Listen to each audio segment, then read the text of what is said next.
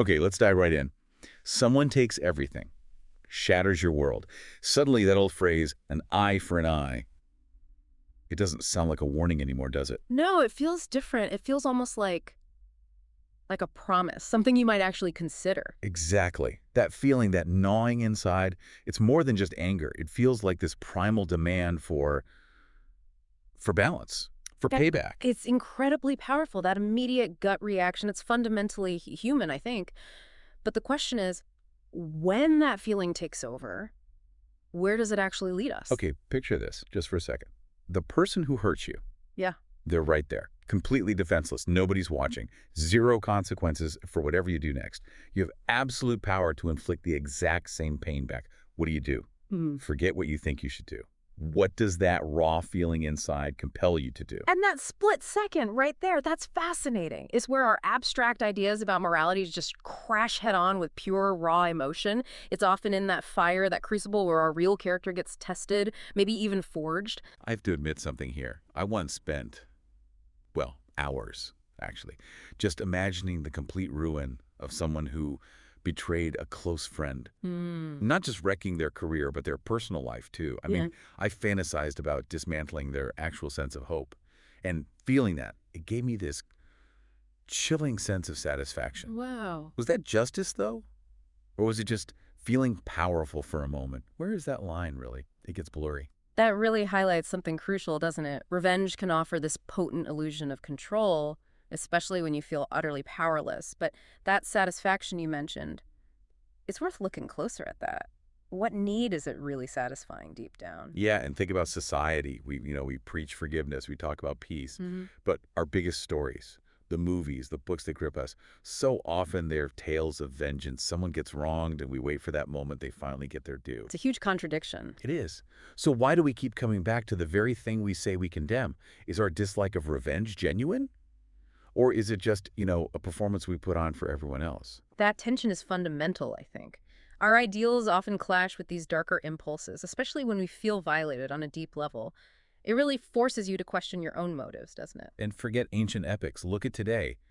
Social media. Oh, yeah. Public shaming, reputations just shredded with a few clicks. Isn't that just revenge, but repackaged? Yeah. Like outsourced payback, disguised as accountability. We seem to love watching it as long as we don't get our own hands dirty. And connecting that to the bigger picture, No.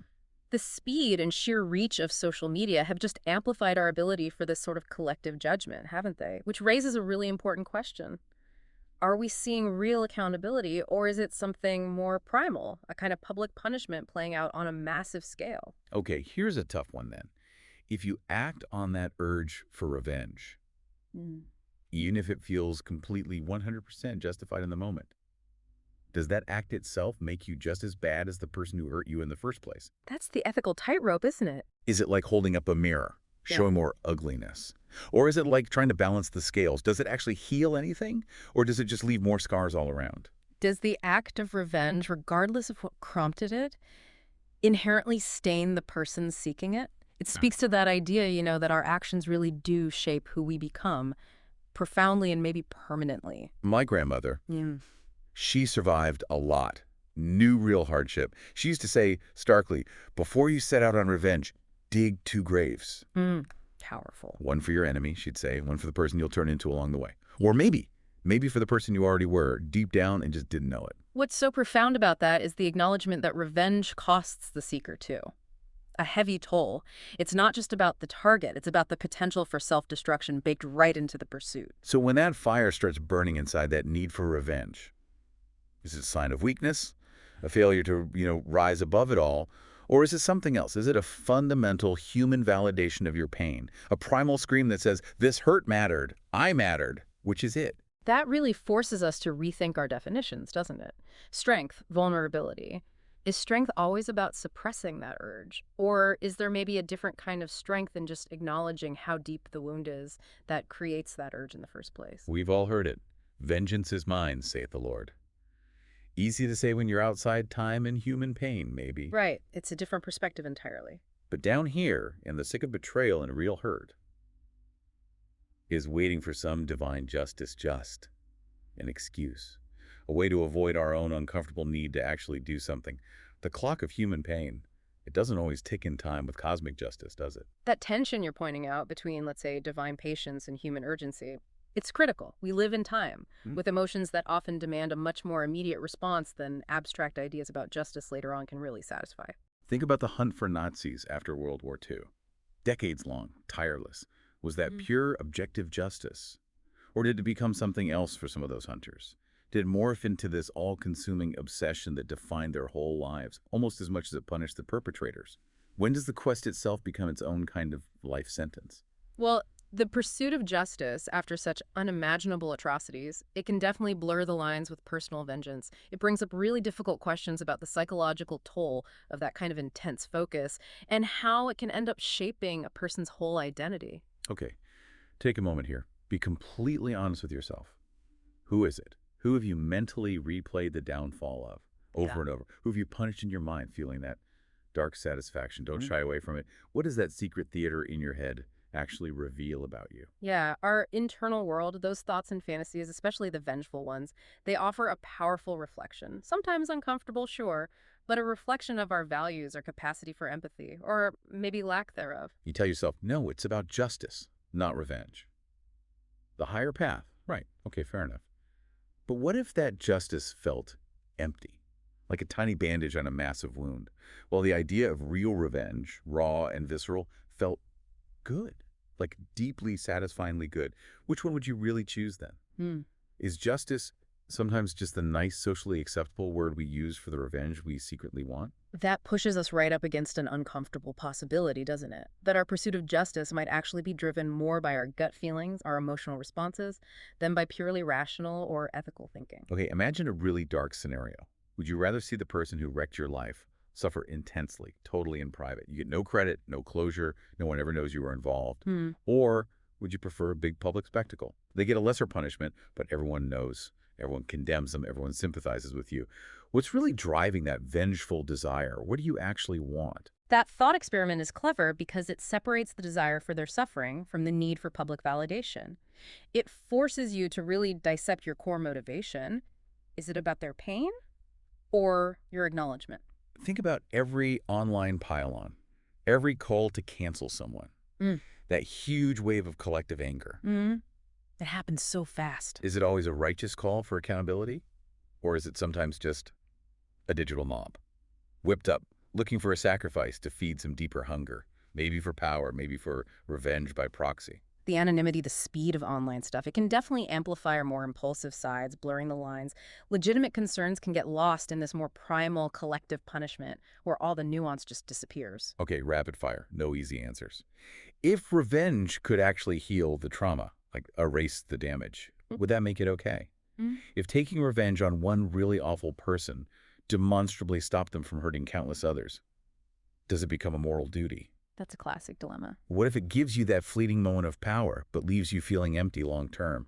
Is that trade-off worth it? These quick questions force you past the immediate gut reaction, don't they? They make you weigh the potential fallout, good and bad, on yourself and others. I believe in restorative justice. I really do. The idea of healing, reconciliation, I cling to that. But then I hear about some truly monstrous act, something cruel that goes unpunished, and it chills me. And this voice inside me, it feels ancient, unforgiving, just whispers, annihilate, erase them. That battle inside, isn't that the heart of this whole thing? That internal conflict you're describing, I think it reflects a much bigger human struggle. It's our ideals, our aspirations for healing, clashing with these visceral, sometimes totally overwhelming reactions to profound injustice. Someone told me once after a terrible betrayal, they said, I don't want them dead. I want them to live a long, agonizing life knowing every single day that I was the reason for their misery. Oof, that's chilling. Is that kind of calculated psychological torture somehow? Worse, more insidious than a quick physical end. Which type of revenge tells us more about the darker corners of human nature? That stark feeling exposes how vengeful desires can go way beyond physical harm, right into the territory of sustained psychological suffering. It raises really unsettling questions about the depths we're capable of. Here's a truth we tend to dodge, sometimes. That burning desire for revenge. It isn't even primarily about the person who hurt you. Really? What's it about then? It's about getting back the power you felt stripped away in that moment of vulnerability. It's about trying to snuff out your own shame and helplessness. Maybe even more than it's about actually hurting them. That's a really important insight. It gets into the psychology, the often hidden roots of revenge. It suggests it can be this kind of misguided attempt at self-healing, reclaiming agency rather than just being about punishing the other person. You know how our culture loves a redemption arc for the villain? Oh, yeah, it's everywhere. It's neat, satisfying, we feel good. But what about the victim in that story? Are they just supposed to stand there and applaud the transformation so we, the audience, can feel okay about forgiveness from a safe distance? What if their wounds demand something more than a tidy end? That's a sharp critique of our narratives. Sometimes the focus does shift entirely to the offender's redemption, and it can feel like it minimizes the victim's ongoing pain. Okay, let's get personal again, just for you listening. Be absolutely honest with yourself right now. If revenge had zero negative consequences for you, none, no legal trouble, no social fallout, no guilt that sticks, Yeah. how many names would actually be on your list? Don't Yeah. censor it. Just feel the truth of that for a second. That's a direct challenge, isn't it? It cuts right through all the social conditioning, Mhm. forces a raw look at our own potential for vengeance if all the barriers were removed. There's a story, maybe it's true, maybe just a legend. A man whose daughter was murdered. Yeah. He spends years hunting the killer, finally finds him, just a broken shell of a man. And instead of killing him, he does something else. He sets up a fund to pay for the killer's children's education, to give them the chance his own daughter lost. Now, was that the ultimate, most twisted revenge, forcing the killer to live with that grace every day? Or was it the ultimate surrender of hatred? Maybe. Maybe it was something else entirely, something that just doesn't fit our neat categories. But that story really transcends simple ideas of revenge or forgiveness, doesn't it? It suggests motivations far more complex, maybe radical empathy, maybe a desire to just break the cycle in a totally unexpected way. It's powerful because it defies easy explanation. Okay, now flip the script. It's easy to cast yourself as a victim wanting revenge. Hmm. But think about all the times you've felt wronged. Have you ever stopped to seriously consider who might be out there wanting revenge against you? Ooh, that's uncomfortable. Right. And if they are, in their own story, from their perspective, would they feel justified? That's a hard thing to really confront in ourselves. Shifting perspective like that is so important, though, for empathy, for understanding conflict better. It makes you acknowledge your own capacity to cause harm, and maybe the validity of how others react to your actions. You think yourself, oh, I take the high road, I turn the other cheek. Is that genuine moral strength? Yeah. Or are you just maybe a little bit afraid? Afraid of the messiness? Afraid of confronting someone? Afraid deep down of becoming the very thing you say you despise? Sometimes our loudest declarations of virtue are really just masking a good amount of fear, aren't they? That really challenges the idea of taking the high road as always being virtuous, doesn't it? Suggests that sometimes inaction might come more from self-preservation or fear than from pure moral conviction. Think about the Nuremberg trials after WWII. Justice, right? On a massive scale. Documented, logical. But for some of the survivors, Right. watching the architects of those horrors face legal proceedings, it just wasn't enough. It could ever truly be enough.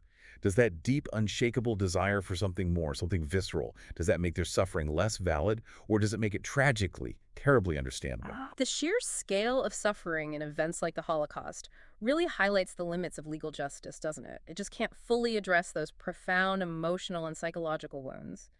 It points to that potential gap between legal results and the deep human need for some kind of personal redress. Here's a thought that might sit uneasily. Yeah. Maybe revenge isn't actually about achieving some kind of neat cosmic balance. That feels too tidy, too logical. Maybe it's about something way more primal. Reclaiming your story. How do you mean? Someone else wrote a chapter of your life, filled it with pain and betrayal, and they did it without your permission. Revenge, in its darkest sense, might be about grabbing the pen back. Wrestling for control of the narrative, even if the ending you write is just as brutal, it's a desperate, flawed grab for agency. Reframing it like that as an attempt, maybe ethically messy, but an attempt to regain control over your own story that offers a different way to understand why it's so compelling after trauma. What if? What if that capacity for savage, relentless revenge isn't an aberration? What if it lies dormant in all of us, like a tightly coiled spring just waiting for the right pressure, the right trigger, and everything we call civilization, morality, all our rules? Maybe they're just a fragile agreement we've made to keep that spring compressed most of the time. How secure is your internal safety catch? That resonates with that idea of the constant push and pull between our primal instincts and societal rules.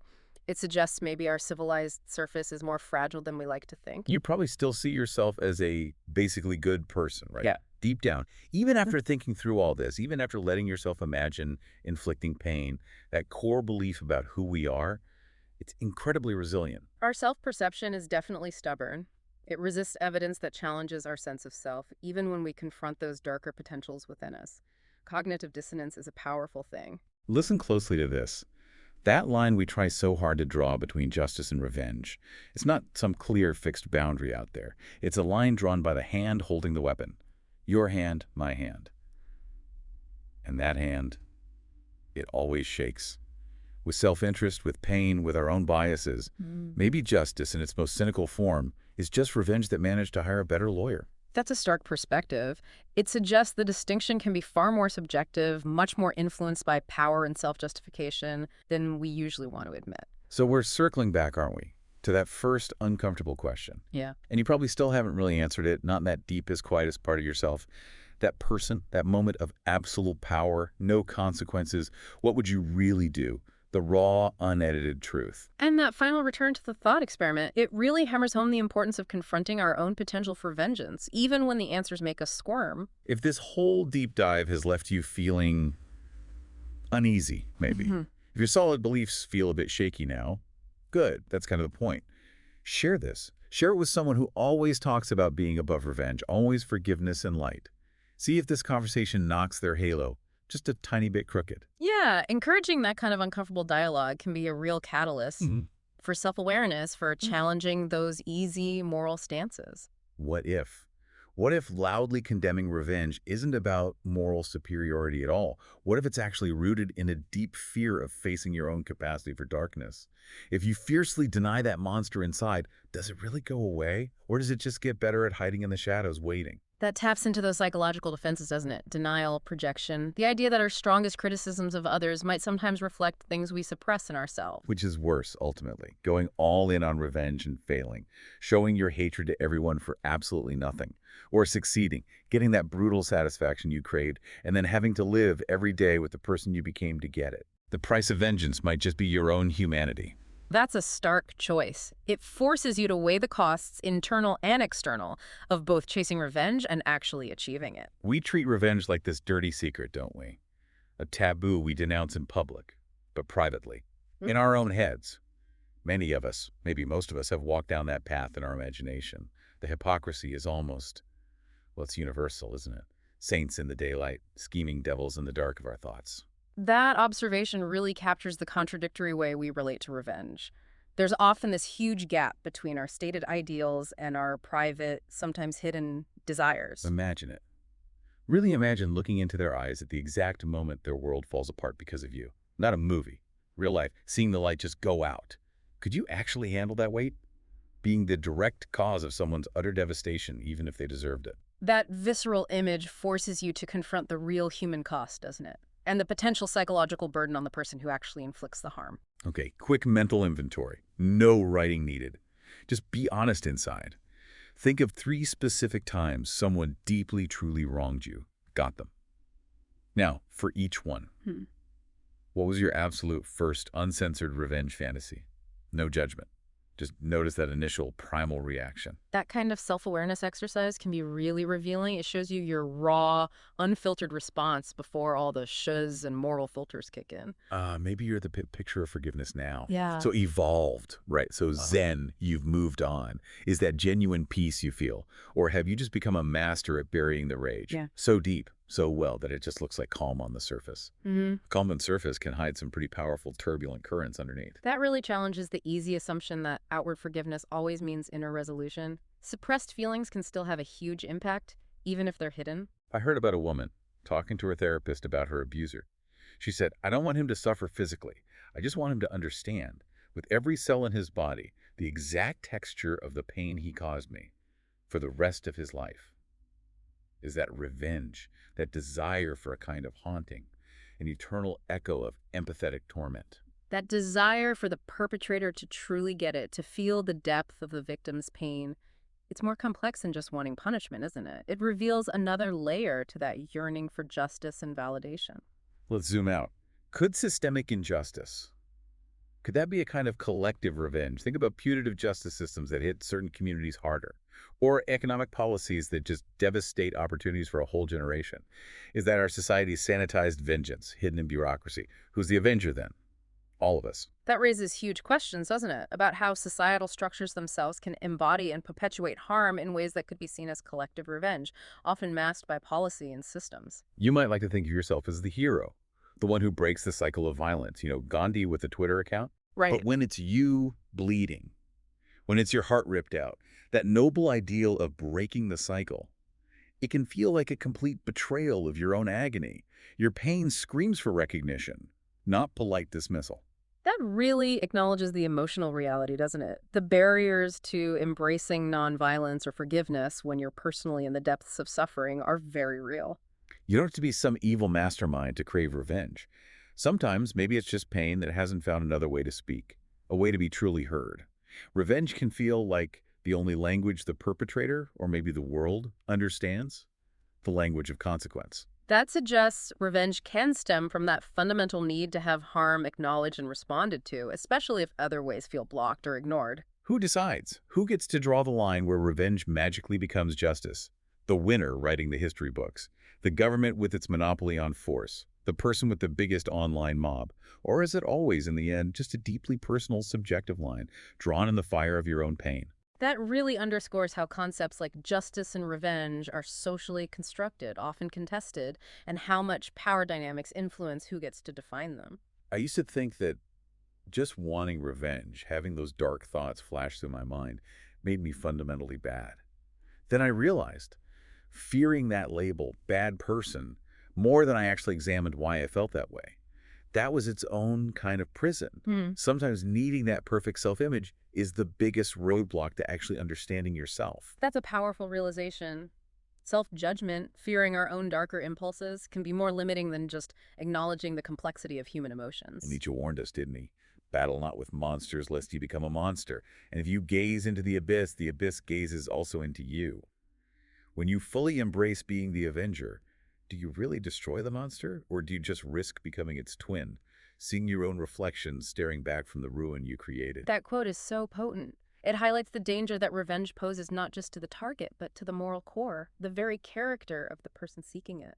Okay, there's a revenge you've thought about, isn't there? One you haven't even said out loud. It lives in that quiet, dark corner of your mind.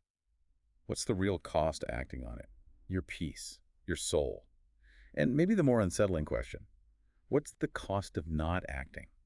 That slow, grinding feeling of injustice left unanswered. That really invites a deep personal look at those hidden desires, doesn't it? And the potential long-term consequences of both acting and not acting when you feel deeply wronged. Have you ever wished, not for some big dramatic payback, but just for them to feel, even for a day, a tiny fraction of the constant low-level cake they left you with, that dull throb they caused and then just forgot about? Probably by lunchtime. That's a particularly sneaky kind of yearning, isn't it? That really resonates, I think. That desire for simple empathy, for understanding from the person who hurt you. It speaks to a human need that goes beyond just wanting retribution. Let's float a radical idea. Maybe there's never any real moral justification for revenge. Maybe it's simpler, more brutal, just cause and effect, pain in, pain out, like human physics, not ethics. An equal and opposite reaction, and we're all just particles bouncing off each other in the dark. That's a stark way to put it. It strips away the moral arguments entirely and presents revenge as almost mechanistic, devoid of inherent value or higher purpose. Or maybe the real horror isn't wrestling with whether revenge is right or wrong. Maybe it's the chilling thought that in the grand scheme of things, in this vast, indifferent universe, your intense personal quest for vengeance, your profound suffering, maybe it's all utterly, terrifyingly insignificant. Just another brief flicker of pain. That existential angle can be both humbling and deeply unsettling, yeah? It forces you to consider the huge backdrop against which our personal dramas play out, and maybe the ultimate futility of it all on a cosmic scale. If that burning need for revenge is the strongest, most alive, most purposeful thing you feel right now, what does that say about the rest of your life? Your passions, your connections, your growth.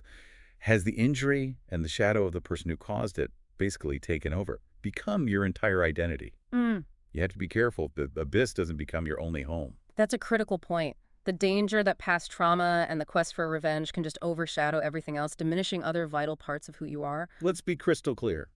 Hurting them back rarely heals you. It's like a phantom cure. But maybe, just maybe, the act of showing them, and maybe more importantly, showing yourself that they didn't break you completely. Maybe that resilience, that stubborn refusal to be put out, maybe that's a form of revenge worth thinking about. The quiet, powerful revenge of thriving despite them. That reframes revenge in a much more constructive way, doesn't it? Focusing on personal strength, resilience. That feels like a more potent and ultimately more fulfilling response to being harmed. Imagine this.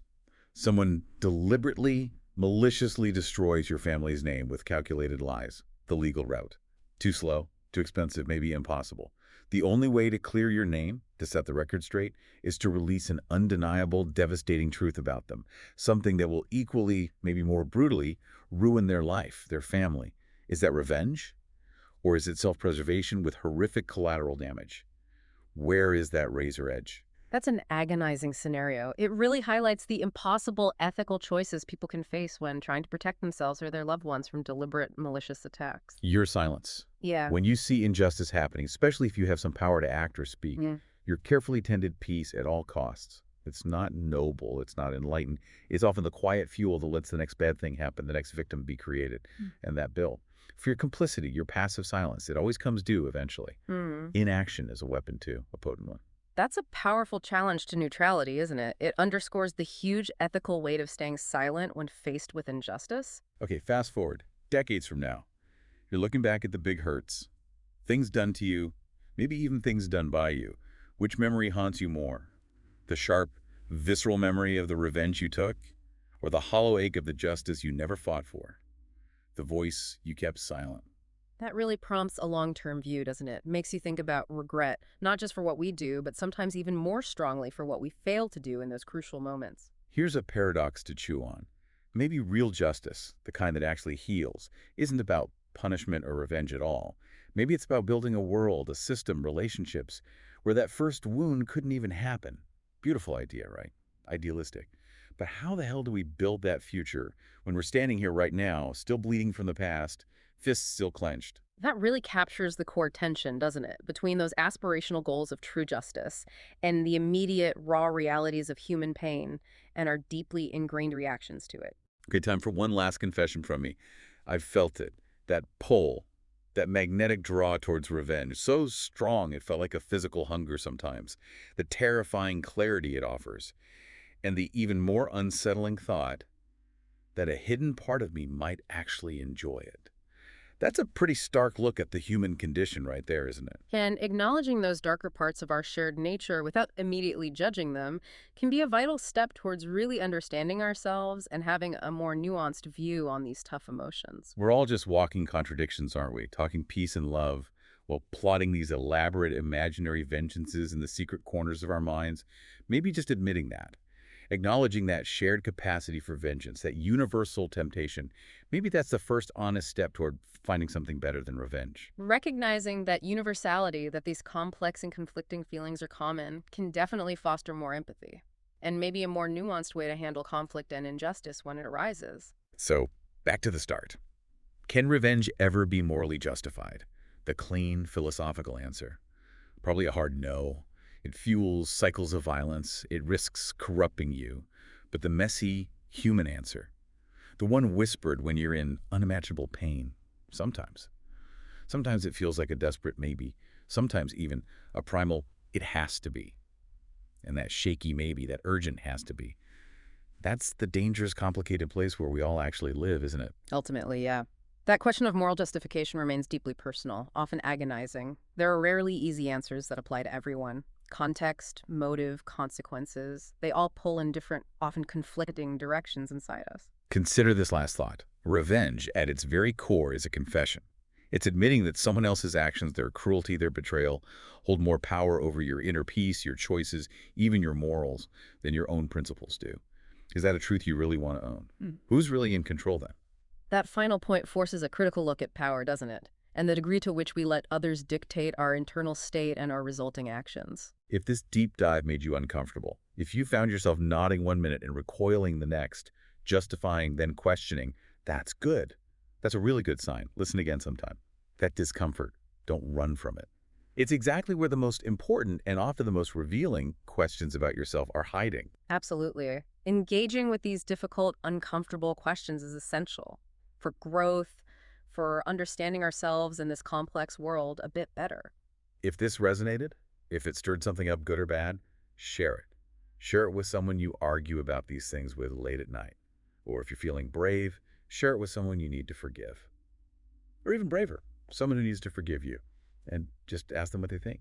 Starting those conversations, even when they're tough, can lead to greater understanding, maybe even shift perspectives in important ways. This has been The Deep Dive. We don't do easy answers here, mostly because they rarely exist. Our goal is just to arm you with sharper questions, because the unexamined life, well, let's be honest, as Socrates might imply, is probably still plotting some kind of revenge, even if it calls it something nicer. Question everything. And maybe, most importantly, question yourself.